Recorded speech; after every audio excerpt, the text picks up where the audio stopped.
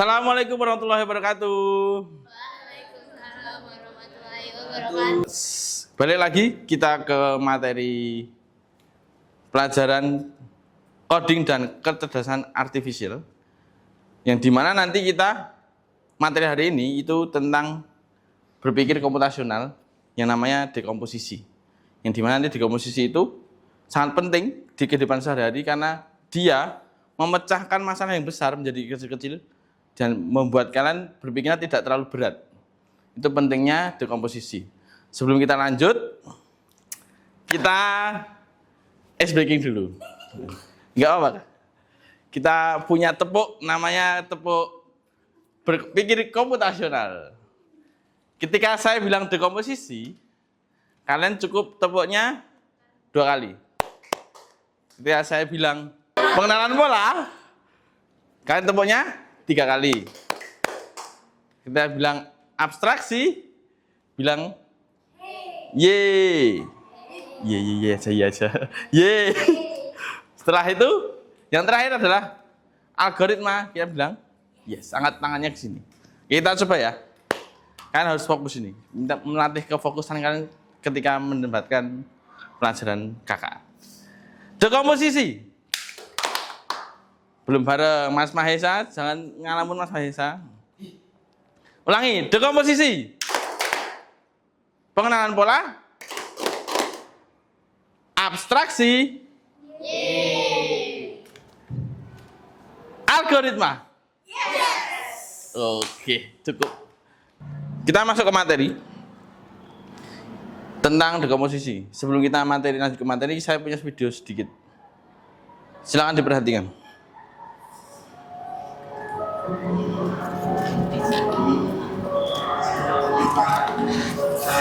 Yang diperhatikan sekitarnya ya, jangan videonya.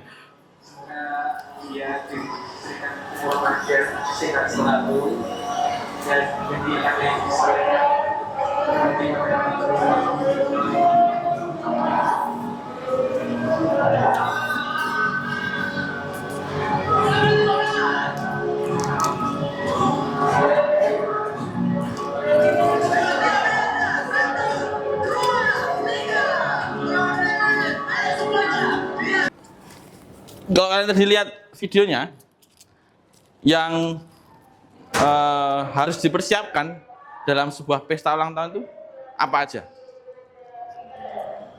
1, dekorasi, terus kue, terus undangan, terus apa lagi? Apa? Pakaian, kue, terus apa lagi? Apa yang dibayangkan kalau kalian mau ngadain pesta ulang tahun? Bingkisan atau kado? Oke. Makan? Iya, bisa. Tergantung kalian mengemasnya. Itu tadi adalah salah satu dekomposisi. Bentuk dekomposisi yang dimana kita punya masalah yaitu pesta ulang tahun. Gimana kita bisa memecahkan pesta ulang tahun ini menjadi bagian-bagian kecil, yang dimana kita tidak harus mengerjakan satu orang, tapi bisa dikerjakan dengan banyak orang. Atau nanti kalian bisa membuat wedding organization, bukan apa? Ya kayak tim gitulah, tim yang dimana nanti menyusun satu tamu undangan, menyusun dekorasi, yang menyusun dress code-nya gimana, yang menyusun tim acaranya gimana, jalannya acara, terus makanannya apa aja yang di situ. Itu salah satu bentuk dekomposisi yang ada di kehidupan nyata. Kalau di materi berpikir komputasional itu ada 4 bagian sebenarnya. Yang pertama dekomposisi, yang kedua pengenalan pola, ketiga abstraksi, dan keempat algoritma. Nanti ini berkelanjutan. Jadi dekomposisi kalau sudah selesai, baru nanti kita pengenalan polanya. Polanya nanti dibentuk dari dekomposisi itu tadi. Baru nanti polanya sudah jadi, baru nanti bentuk abstraksi. Kalau abstraksi sudah jadi, baru bisa bikin algoritma atau bikin nanti namanya alur berpikir. Itu algoritma. Saya lanjutkan. Ini contoh dekomposisi yang lainnya. Ini pizza satu ini nggak bisa dimakan satu orang. Ya nggak? Ya mulutnya nggak bisa, mulutnya kan cuma kecil nih. Gimana cara menghabiskan pizza ini biar dia habis tapi tidak harus makan satunya? Caranya potong-potong. Namanya dikomposisikan, dipecah-pecah menjadi bagian kecil, yang dimana nanti bisa menghasilkan makanan yang bisa dimakan secara mudah. Nah, kalau satu piring gede ini nggak bisa. Contohnya gitu. Berarti kalian dah cukup masuk ya apa itu dekomposisi di sini. Oke, di sini saya coba kalian berpikir bahasanya dekomposisi itu penting di kehidupan kalian. Yang pertama, kenapa dekomposisi itu penting buat kalian? Terutama kalian karena masih remaja, kalian masih bertumbuh, itu sangat penting menggunakan dekomposisi. Yang pertama adalah memudahkan masalah besar. Yang tadi saya bilang bahwasanya dekomposisi itu membuat masalah yang besar menjadi kecil. Bukan artian kalian mengecilkan sebuah masalah ya, bukan, tapi memecahkannya menjadi bagian yang lebih kecil lagi, yang dimana memudahkan kalian untuk berpikir lebih matang untuk menyelesaikan sebuah masalah yang besar. Yang kedua, membagi tugas ke tim. Kalau kalian misalkan di kelas kalian sudah melaksanakan gimana tugas hari piket hari Senin, Selasa, Rabu, Kamis, itu salah satu bentuk dekomposisi untuk kebersihan kelas. Kalian membagi tim yang nanti di mana kalian bergantian dan itu lebih cepat selesainya. Yang ketiga, mengurangi stres. Tapi itu betul nggak? Menurut kalian betul nggak? Iya kan? Karena kalau masalahnya terlalu besar dan kalian itu cuma bisa mandang itu, wah ini masalahnya besar doang nih. Cuma kalian nggak bisa memikir bahwasanya itu bisa dipecahkan dari hal-hal yang kecil dulu. Itu mengurangi stres. Yang kedua, yang terakhir, fokus terstruktur. Dia lebih, menurut saya dekomposisi itu penting karena kita lebih fokus ke hal-hal kecil dulu, yang nantinya akan berdampak besar di masalah besar, yang terbesar. Karena kita mempunyai langkah-langkah pemecahan masalahnya sebelum kita mencapai masalah yang besar itu tadi. Itu pentingnya dekomposisi. Tadi ada namanya pesta ulang tahun, undangan segala macamnya, sandwich, bahkan tahu roti sandwich, itu kan pasti dia dari beberapa bagian. Ada roti, mayo, sayur, daging. Kalau di sebuah proyek kan, nanti kan masih di jenjang kuliah mungkin ya, itu kan dapatnya kayak gitu. Kan punya laporan praktikum, itu justrunya seperti itu. Langkah-langkahnya harus dilakukan saat kalian ingin menerapkan dekomposisi itu.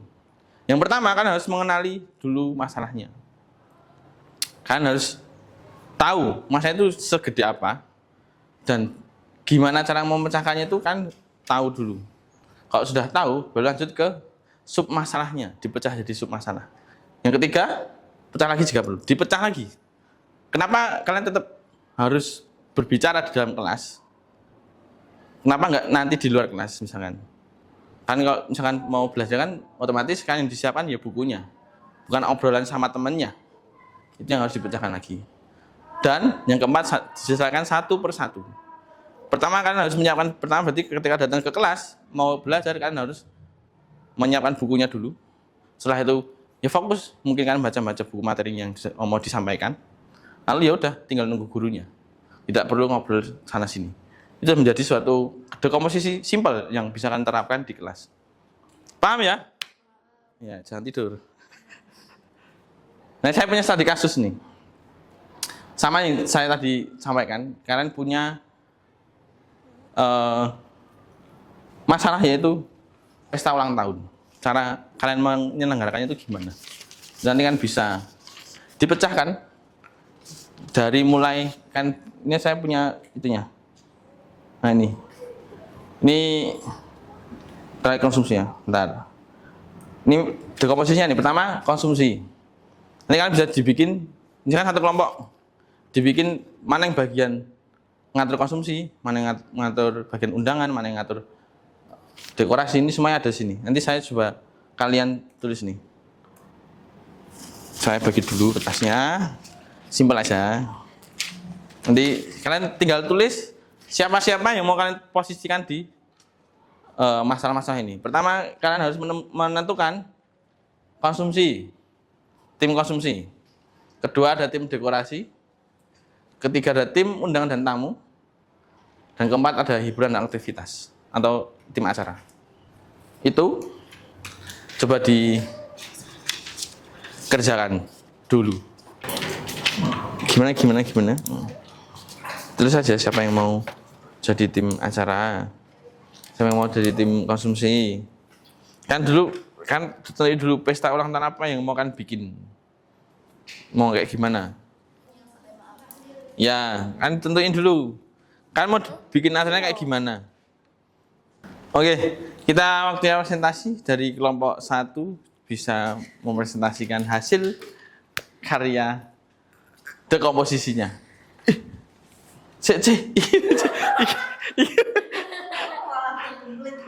Mal. Yuk. Ya nggak apa-apa ya lanjut. Kelompok 1 silakan maju ke depan. Tepuk tangan.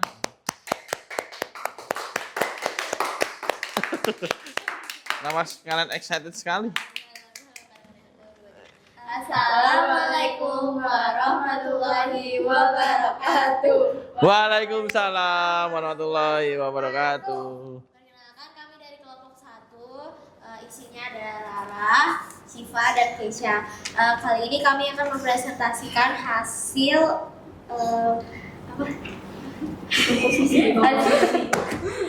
ulang. Hari ini kami akan mempresentasikan hasil dekomposisi yang kami rancang. Kami akan membuat pesta ulang tahun dengan tema adat Jawa, ya seperti bau adat Jawa gitu deh pokoknya.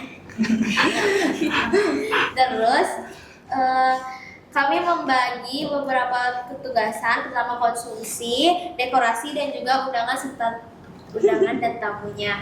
Konsumsi yang mendapat bagian konsumsi yaitu saya.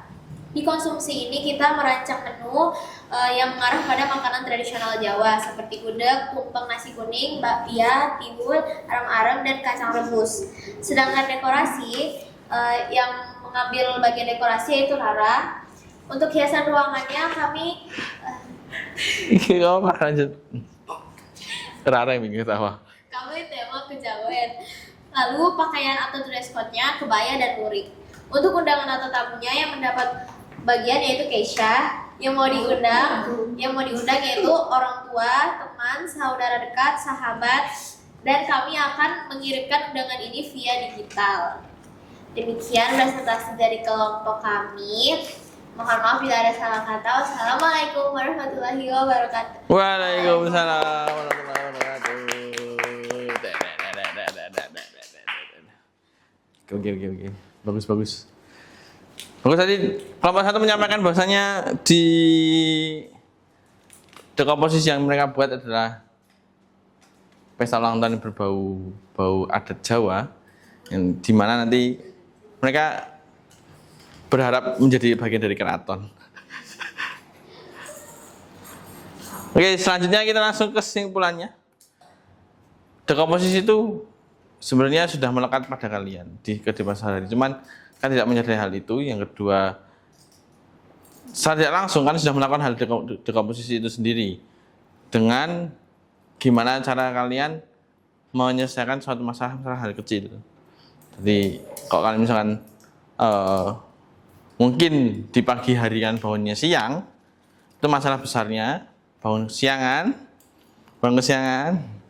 berarti kalian harus bisa memecahkan kenapa saya bangunnya kok siang. Ada beberapa sebab, karena tidurnya kemalaman, karena scroll TikTok terlalu lama, karena kecapean, atau karena main malam sampai subuh terus sampai pagi. Nah, itu sebabnya. Contoh-contoh kecil kayak gitu. Lalu di dekomposisi ini kalian bisa juga mengidentifikasi masalahnya, tidak hanya memecahkan tapi tidak diidentifikasi lalu bisa dipecahkan. Dan menurut saya di era teknologi sekarang ini kalian sangat perlu apa itu dekomposisi diterapkan di kehidupan sehari-hari, karena satu, kalian perlu adanya, kalau misalnya nanti kalian sering main platform digital misalkan kayak TikTok, Facebook, Instagram, itu kan pasti ada konten-konten yang mungkin tidak baik untuk kalian lihat. Sekarang dekomposisinya ini kayaknya nggak cocok untuk saya lihat. Berarti kan mencari masalahnya dengan cara ya jangan dilihat lama-lama karena algoritma TikTok, Instagram lebih dari 2 detik, nggak 2 detik, 5 detik atau 10 detik itu, otomatis kalian akan menerima hal itu terus-terusan. Jadi cukup kalian, kalau misalkan udah ada hal yang tidak baik, kalian bisa milih itu dilaporkan atau saya tidak berminat dengan konten ini. Itu ada di fiturnya ada di Instagram sama TikTok. Begitu. Mungkin itu saja yang bisa saya sampaikan hari ini. Terima kasih atas partisipasi dan atensinya. Mari kita tutup dengan baca hamdalah. Alhamdulillahirabbil alamin. Sekian dari saya. Wassalamualaikum warahmatullahi wabarakatuh. Waalaikumsalam warahmatullahi wabarakatuh.